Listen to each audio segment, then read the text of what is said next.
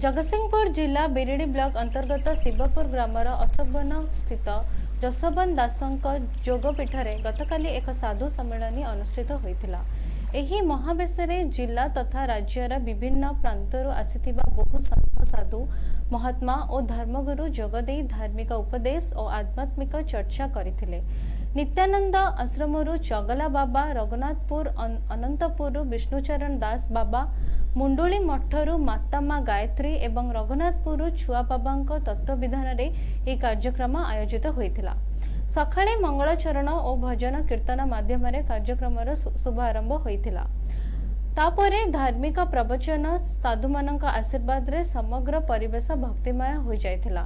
संध्यारे दीप प्रज्वलन एवं हरिनाम संकीर्तन सह सम्मेलन समापन होइतिला और सर्वशेष रे समस्तको महाप्रसाद बंटन करा जाइथिला। मो ना होची लोहीदास, ग्राम शिवपुर, अड़ंगगढ़ मध्य शासन रे ग्राम शिवपुर, पोस्ट गोठिना, जिला जगतसिंहपुर, आमर ब्लॉक होची बिरिडी।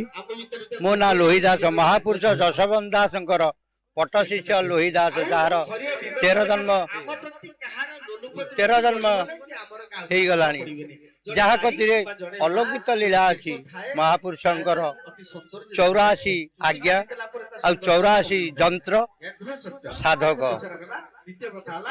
जहाँ मु मुखरे कही पारे नहीं कहीं ना निजे महापुरुष मते नहीं जाइथिले। मु गोटे छोटिया चाकरी करी सरकार घरे ताकू छाड़ी दे से महापुरुष संगे बाया ही पलैली। जहाँ को पाद तले लगे नहीं। कुशभद्रा नदी तटरे 3 दिन खाई नहीं, 3 दिन सोई जाई। ठाकुर पचारे ठाकुर यही 4टा समय हम सी मोर लुह पची लई मुझे दुख पाऊँ। मोर पादुंगा मंत्र अच्छी से पादुंगा मंत्र बल मुझे चाहे मन जाले पड़े जाए तो कष्ट जाऊँगी। आमर आश्रम होपर ओडसपुर आ नियाली मझी जहाँ अपूजा बोली कह जाए प्राचीर पूर्वकूल अवस्थित आम आश्रम आम ना चगला बाबा। जहाँ कम लोक थे प्रोग्राम बहुत खुशी लगे आ बहुत श्रृंखलित सहकार लोक मैंने बसिले हरिकथा श्रवण कले से खुशी लगे।